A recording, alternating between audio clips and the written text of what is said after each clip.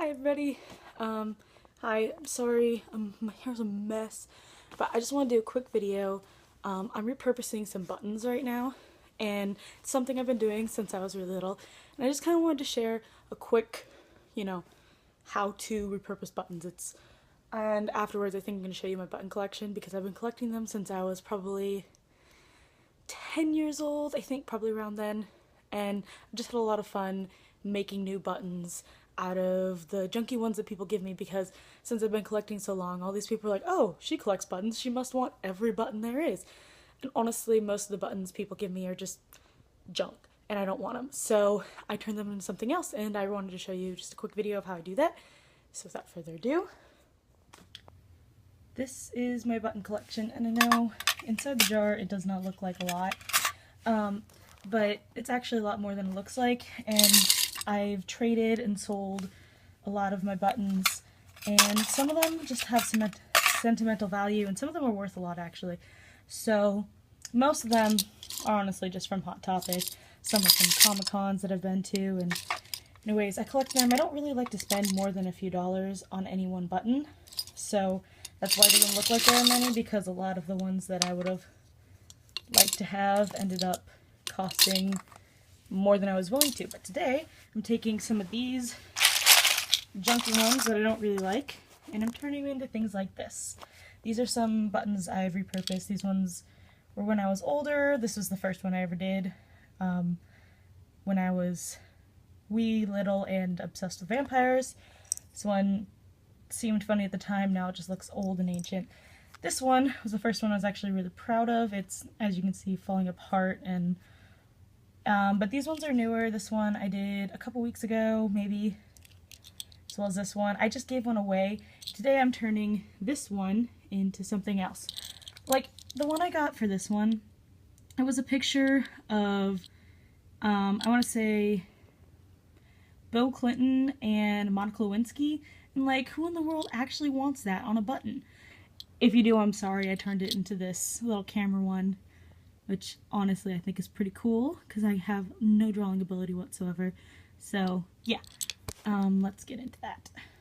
So first thing you do, you start out with whatever one and you paint it, and that can take quite a while, especially when you're filming and only have one hand to paint with. I usually, for this part, just use acrylic paint. I do have lots of nail polishes that I also use for, like, this one was made entirely with nail polish. Yeah, and then I'm going to show you after I finish painting it. So it's been painted, and while I'm waiting for it to dry, I'm just going to show you some of the buttons I have here. This one is one of my favorites. I just got it. It was a gift from my friend. It's BTS, as you can see. It's pretty awesome. This one was from a school I was going to go to, but then I ended up not going there, just for money reasons and a lot of stuff. These are the ones I got at Comic-Con, mostly. Some of the ones I got at Comic-Con. These three, my boyfriend gave to me. He got them for me at Comic-Con. It's pretty cool. This one and these two were from when I was campaigning. I have another one somewhere here that's also from when I was working at the campaign. That one was just like a feminist 2000, or like the 20s feminist one, and that was kind of cool. It said something about women voting. I honestly don't remember all that much. This one is one of the first ones I ordered online. You can't really see it. It's Jane Austen. I love Jane Austen a lot. No, those are some of my bigger ones. This one is corduroy, and it's just a corduroy button, and that's a little bit different. I've only ever seen one corduroy button my whole entire life, and it's this one. I got it for like 20 cents at a flea market. I know I shouldn't buy buttons at a flea market, but it's corduroy, and that's cool, and I've never seen it before. This one I find funny. If all else fails, lower your standards. I can't remember where I got this one, but I got it a long time ago. It's one of my older ones. And then most of the other ones you see here, if it'll focus, most of the other ones you see came from Hot Topic. A lot of them came from Hot Topic. This one right here did not, it's pretty beat up, really beat up actually. It's falling apart. I've had it, I think this was actually my first button. As you can see, this one's pretty beat up. But this one is very special. It's Sideways Stories from Wayside School. It cost $1, and which is really cheap for a button, but it's from the Des Moines Playhouse, and my dad was in this specific play, and I would love to find one that is not so beat up, but there were only about 100 of them there, and I don't think they printed very many, so it's kind of special to me because it's from my dad was in a play, and you can see it's really beat up, and it's gotten rusty and old. This one specifically was in a time capsule. I had two. One of them was in time capsule, as this one, and the other one got lost. So that one's kind of important to me. And this one, well, this one's just tragic, but this one is actually me from when I still did soccer. My uncle made it because he's a photographer and he can do that kind of thing. So yeah, that one I keep just because it's one of a kind and whatever. But yep, here are some of my buttons. This one's fabric as well, but it's not corduroy. It is like, it kind of feels like jean material, but I don't really know what it is. Or like khaki. I don't know. It's very interesting. So yeah, these are most of my buttons, not all of them, just the ones that keep in the box. This one cracks me up. If it will ever focus. I'm having problems with the focus today. Yeah, whatever. Then this one is from a trip to the St. Louis Art Museum, and it was free, and they were telling me to get one, so I got like 20, and if you see over here, here's another one. I think this one's there's like 3 or 4 more in this pile over here, just because, yeah, they were free, so I took a bunch of this one. I can't remember where I got it. It's just old and weird, and I'm going to repurpose it eventually, but I don't know exactly what I'm going to do with it. Anyways, yeah, oops. So this is drying, and I think I'm going to draw on it. Honestly, instead of painting, I'm just going to draw, and I'm just going to use this pen. I haven't figured out what I'm going to draw yet, but it might be fun. See you in just a bit. Okay, so they're now all painted. I actually ended up deciding to paint 2. I'm just using this cheap acrylic paint that you can pick up for 25 cents an ounce at Walmart. The one thing I did want to mention is with acrylic paint, you have to be very careful. You have to do a lot of thin layers, really thin layers.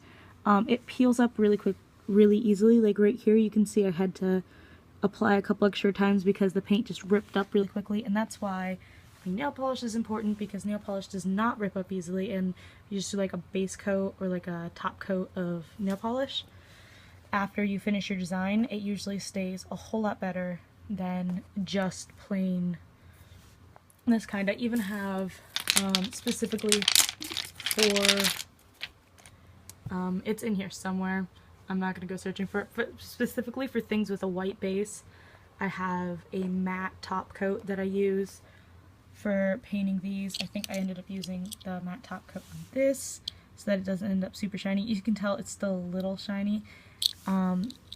It's because it doesn't work perfectly. It's a cheap matte top coat. So, but then like just making sure you have some kind of top coat, or some people use Mod Podge. That's what I was using on my older ones that I made, but that it just doesn't work quite as well in my opinion. So I prefer top coat nail polish. So yeah, they're dry now, and I'm going to do a design. I still haven't figured out what I want yet, but as soon as I do, you will know. So there's been a little error. I decided to put 1 extra layer of paint on, and I dropped it on the wrong side, and you can see when I pull it up, the paint ripped off. That's what I was talking about, how it's really easy to rip off. So I don't think I'm going to use this one today. I'm going to let it dry, and then I'm going to reapply some paint later. Just don't really have have the time right now. But yeah, I'll do that later, and I'll probably end up putting that on my Instagram account, which is awkwardsity, obviously. And then I also have an art account where I put my more artistic stuff, so it's probably gonna be on there too, and that's awkwardly art-like. So if you want to see the finished product, go ahead and follow, or just Google, or I mean check the Instagram search box or whatever. But yeah, so oopsie, oh well, I'll fix it later. So I've decided on a design, and it's gonna say this, which is it says this is not an art reference. I think my French is not great, which of course it's a reference to the painting This Is Not a Pipe, or The Treachery of Images. It's a Rene Magritte painting. You've probably heard of it. It's the one with the pipe that underneath says this is not a pipe. So this right here says this is not an art reference, and of course it is an art reference. There's a lot of different thoughts about This Is Not a Pipe, or The Treachery of Images. No one's really sure what This Is Not a Pipe means. Some people believe that it's not supposed to be a pipe at all, that the picture is actually something entirely different, in Switched Up Earth they reference it, and Bay says, I'm an eggplant, which if you've seen the show, you might understand this a little bit more. Some people believe that actually what it's saying is this isn't a pipe, this is a picture of a pipe. There's been a lot of controversy over this particular painting, and also a lot of mocking of this painting, and I'm joining in along the lines of this is not an art reference. So that's what I've decided is going to be my button. So I'm going to draw that on just a little bit as soon as it finishes drying. There's one little part that isn't dry yet, and I don't want to use my fancy expensive pen and then ruin it with paint. I've done that before. It's not fun. So as soon as it's done drying, I will draw it on, and then I will seal it with clear coat. And I might use a little bit of sparkles just for fun. So yeah, that's what my design is. So there you go. So here is my final product. It's not my best work, but it was a fun way to spend a little bit of a boring afternoon when I would have been doing homework. I did add a hollow top coat. I don't know if you can tell. It's kind of hard to tell, but you see the sparkles? That's hollow. Because Christine has told me multiple times there's nothing you can't save with hollow, and I tried. I really did. But anyways, if you ever just have a lot of buttons that people give you, or you find them for really cheap, or you're just really bored, or for whatever reason, it's just a fun way to spend an afternoon. Just a nice little, I don't know, just a little fun activity that I do sometimes. And the nice thing about these is they're one of a kind, so maybe you're really broke and you can't afford to give people actual presents. You made something cool for them that they might like, and you can personalize it quite a bit, which is cool. Also, another easy way to do this is to get some paper and Mod Podge and just print out a picture and shellac that onto it. It's a lot easier, but this I find more fun. It involves more creativity and sparkles, which you can't print sparkles. So anyways, yeah, there it is. So let me know if you guys have tried this or something similar, and tell me how it went for you. And I would really like it if you could subscribe. I cannot talk today. It would be awesome if you could subscribe. And obviously, if you don't want to, please don't, because I don't want any hate. But yeah. Anyways, it's my little button on my shirt. I'll probably end up putting it on my jacket later today, or on my bag. I usually keep them on my bag, or just in the button jar. So anyways, let me know if you like this. Thumbs up. See y'all later. Stay shiny.